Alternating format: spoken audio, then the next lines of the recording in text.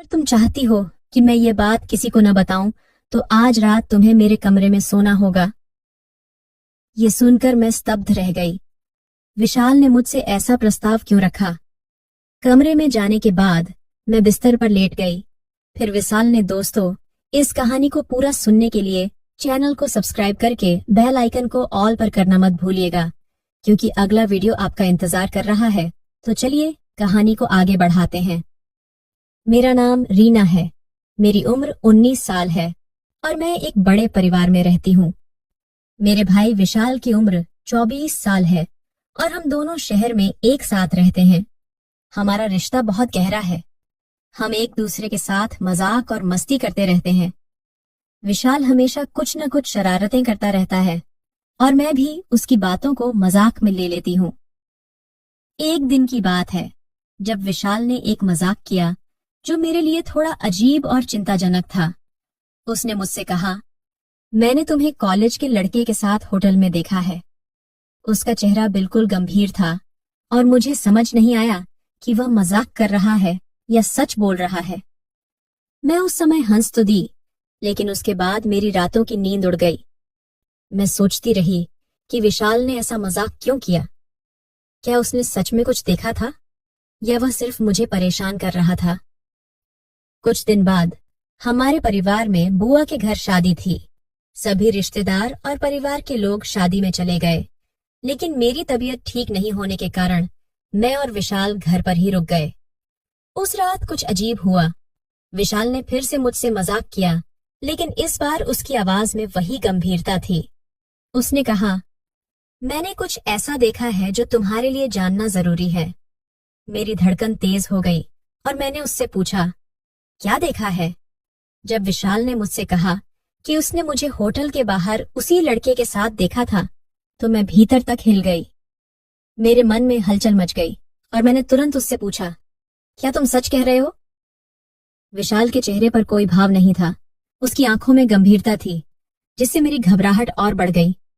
उसने धीमी आवाज में कहा, हाँ रीना, यह सच है। मैं पूरी तरह से हताश हो गई। मेरा मन घबराने लगा और दिमाग में तरह तरह के विचार आने लगे। अगर ये बात घर में किसी को पता चली तो क्या होगा? हमारे परिवार में ये बात एक बड़ी समस्या खड़ी कर सकती है। मैंने विशाल से तुरंत अनुरोध किया, कृपया ये बात घर में किसी को मत बताना।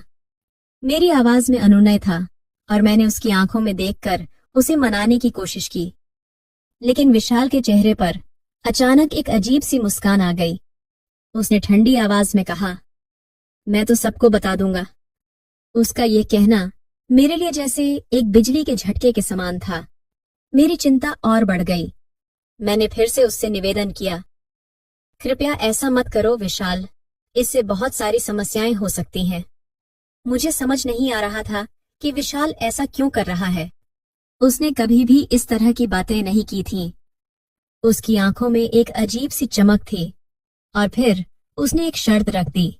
उसने कहा, अगर तुम चाहती हो कि मैं यह बात किसी को न बताऊं, तो आज रात तुम्हें मेरे कमरे में सोना होगा। ये सुनकर मैं स्तब्ध रह गई। विशाल ने मुझसे ऐसा प्रस्ताव क्यों रखा? क्या वह सिर्फ मजाक कर रहा था या इसके पीछे कुछ और था? उसकी इस शर्त ने मुझे अंदर तक हिलाकर रख दिया। मैंने तुरंत इस प्रस्ताव को ठुकरा दिया और अपने कमरे में चली गई। लेकिन वहां जाकर भी मैं चैन से नहीं बैठ पाई। मेरा मन लगातार उधेड़बुन में लगा रहा। अगर विशाल ने यह बात किसी को बता दी तो क्या होगा?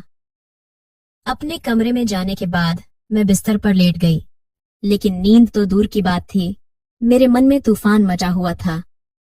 मैं बार बार सोच रही थी कि विशाल ने ऐसा क्यों कहा। क्या वह सच में ऐसा कर सकता है? क्या वह सच में यह बात घर में किसी को बता देगा? मैंने सोचा कि अगर यह बात बाहर निकल गई तो मेरे लिए स्थिति कितनी मुश्किल हो जाएगी। मेरे दिमाग में विचारों का बवंडर चल रहा था। क्या मैं इस समस्या का सामना कर सकती हूँ? क्या मुझे विशाल की शर्त माननी चाहिए? लेकिन अगर मैं उसकी बात मान भी लेती हूँ तो क्या यह सही होगा? इस स्थिति से बाहर निकलने का कोई रास्ता मुझे नहीं सूझ रहा था। लगभग 1 घंटे तक मैं अपने कमरे में बैठी रही, लेकिन किसी भी नतीजे पर नहीं पहुंच सकी। मेरे मन में हर तरफ अंधकार ही अंधकार था। मुझे कोई रास्ता नहीं दिख रहा था। आखिरकार मैंने सोचा कि शायद यह एकमात्र तरीका है जिससे मैं इस स्थिति को संभाल सकती हूँ। मैंने सोचा कि अगर मैंने विशाल की बात मान ली तो वह यह बात किसी को नहीं बताएगा और मैं इस समस्या से बच जाऊंगी। मैं धीरे धीरे उठी और अपने कदम विशाल के कमरे की ओर बढ़ा दिए। मेरे मन में एक अजीब सी घबराहट थी, लेकिन मैं अपने आप को समझा रही थी कि यह सिर्फ एक रात की बात है। जब मैंने विशाल के कमरे का दरवाजा खोला तो वह मेरी ओर देखकर मुस्कुराया।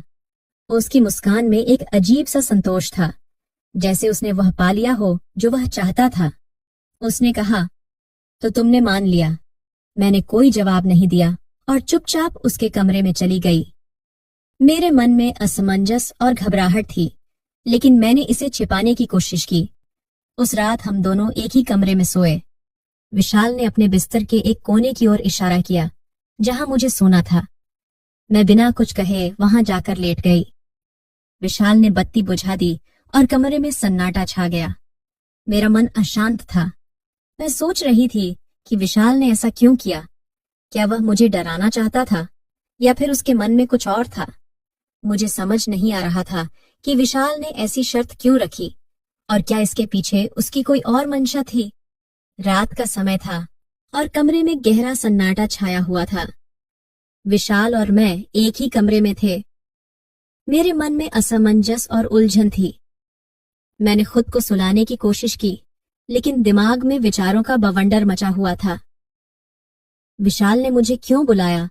उसने क्यों कहा कि मैं उसके कमरे में सोऊं? क्या उसके मन में कुछ और है? विशाल की नजरें बार बार मुझ पर पड़ रही थीं।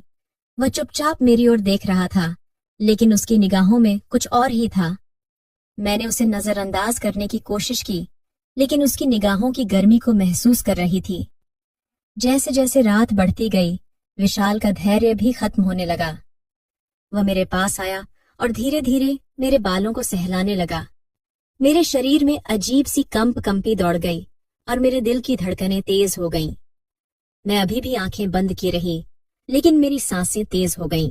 विशाल ने धीरे धीरे मेरे चेहरे के पास अपना चेहरा लाया और फिर उसने मुझे चूम लिया। इस चूमने के साथ ही मेरा मन एक अजीब से एहसास में डूब गया। मैं अब भी स्तब्ध थी, लेकिन विरोध नहीं कर पाई। मैंने अपनी आंखें खोल दी और विशाल की आंखों में देखा। उसमें एक अजीब सी चमक थी जो मुझे और उलझन में डाल रही थी। विशाल ने मेरी आंखों में झांकते हुए फिर से मुझे चूमा। इस बार मैंने भी उसका साथ दिया और हम दोनों एक दूसरे को चूमते रहे। उस रात मैं उसके साथ पूरी तरह से खो गई। ये सब मेरे लिए नया था और मैं समझ नहीं पा रही थी कि मेरे साथ क्या हो रहा है। रात का समय तेजी से बीत रहा था और हम दोनों एक दूसरे में खोए हुए थे। मेरा मन अशांत था, लेकिन मैंने खुद को उसके हवाले कर दिया। विशाल ने धीरे धीरे मुझे अपनी बाहों में समेट लिया और हम दोनों के बीच की दूरी खत्म हो गई। हमारी सांसें अब एक दूसरे से मिल रही थीं और हम एक दूसरे को चूमते चूमते कब सुबह हो गई हमें पता ही नहीं चला। ये रात मेरे लिए एक अजीब और अप्रत्याशित अनुभव था जो मैं कभी नहीं भूल पाऊंगी। सुबह की पहली किरणें कमरे में दाखिल हो रही थीं और हमारे घर के बाकी सदस्य भी बुआ के घर से वापस लौट रहे थे। ये रात हमारे लिए एक रहस्य बन गई थी जिसे हम दोनों के अलावा कोई नहीं जानता था। मैं अब भी उस रात के बारे में सोच रही थी। क्या मैंने सही किया? क्या मुझे इसके लिए तैयार होना चाहिए था? मेरे मन में सवाल ही सवाल थे, लेकिन अब मेरे पास कोई जवाब नहीं था। विशाल ने उस रात कुछ ऐसा कहा था जो मुझे और भी उलझन में डाल गया।